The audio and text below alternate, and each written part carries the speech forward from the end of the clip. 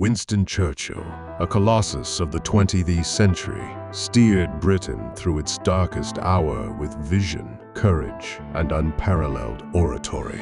We embark on a journey from his rise to power, through the challenges of war, to his enduring legacy.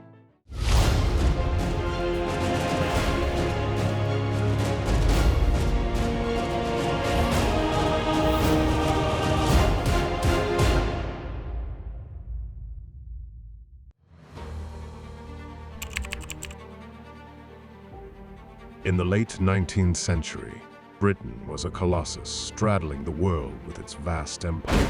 Into this world of imperial grandeur, Winston Churchill was born in 1874, a scion of the aristocratic Spencer family.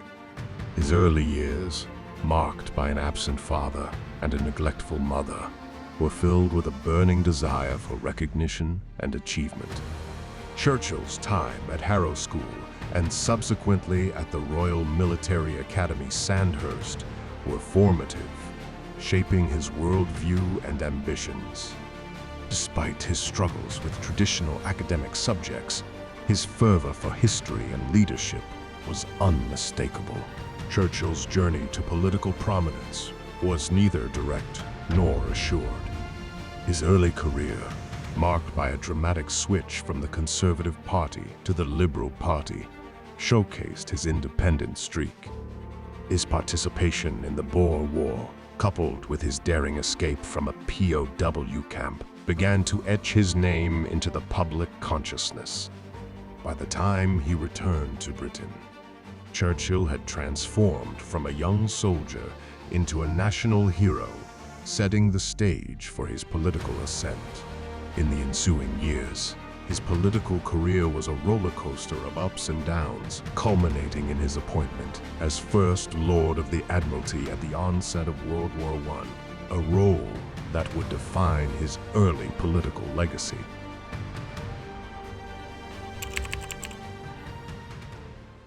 As the dark clouds of World War II gathered over Europe, Churchill, known for his early warnings about the rise of Nazi Germany, found himself ascending to the role of Prime Minister.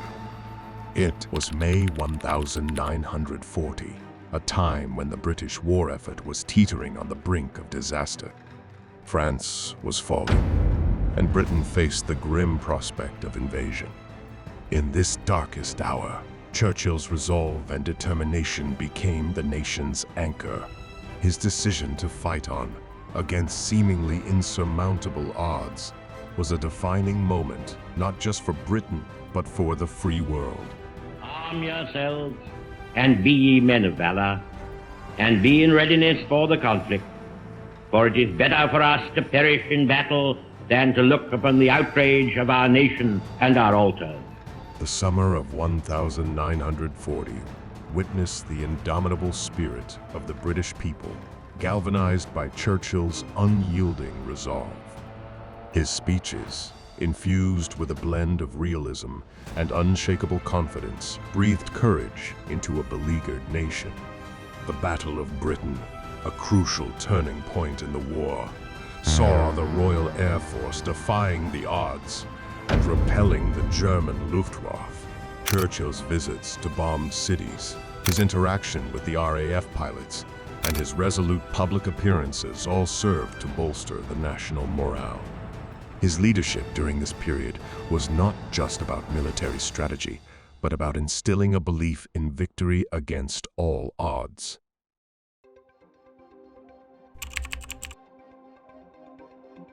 In a world torn by war, Churchill's words were as potent as any weapon in the British arsenal. His speeches, ranging from the defiant "we shall fight on the beaches" to the stirring "this was their finest hour," were not mere rhetoric, but a rallying cry for a civilization fighting for its survival.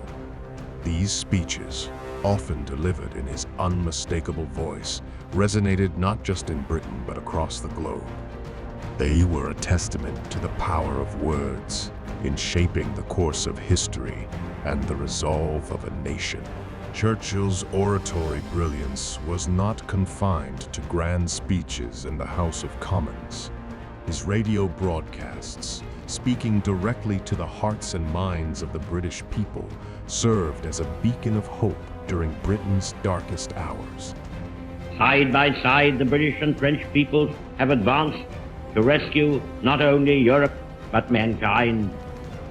His ability to connect with the common man, to articulate their fears and hopes, and to transform despair into determination was unparalleled.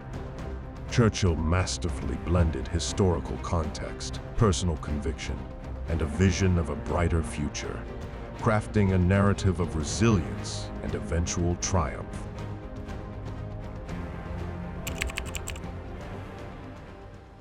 Churchill's role in the Allied conferences was as much about diplomacy as it was about strategy.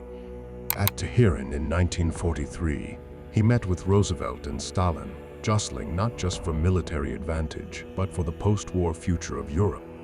The dynamics were complex, with Churchill often finding himself mediating between the American and Soviet visions for the post-war world. His insight, wit, and diplomatic skill were crucial in these high-stakes meetings. The Yalta Conference in February 1945 further showcased Churchill's foresight and his concerns about post-war Europe. His apprehensions about Soviet intentions became increasingly evident, laying the groundwork for what would later become the Cold War. The Potsdam Conference, which occurred after Germany's surrender, saw Churchill, Truman, and Stalin negotiating the fate of post-war Europe. Churchill's role here was critical in shaping the geopolitical landscape of the latter half of the 20th century.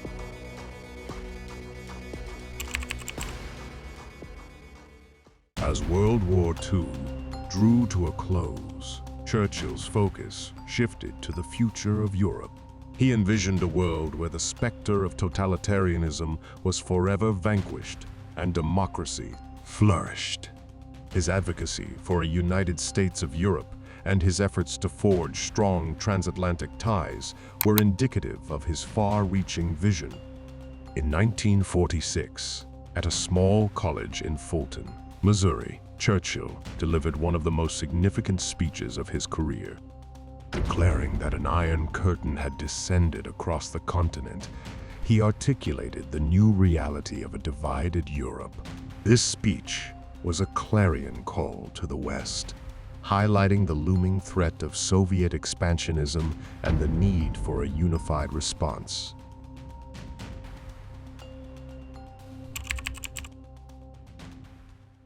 In the aftermath of the war and his loss in the 1945 general election, Churchill continued to be a formidable figure in world politics.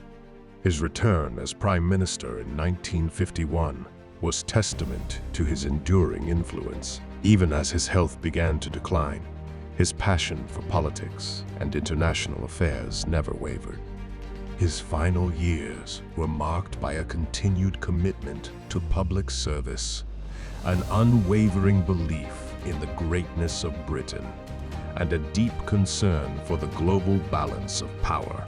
On 24 January 1965, the world bid farewell to Winston Churchill. His death marked not just the end of an era, but the passing of a giant who had walked with history. Churchill was not just a leader of his nation, but a symbol of resilience and determination in the face of overwhelming odds.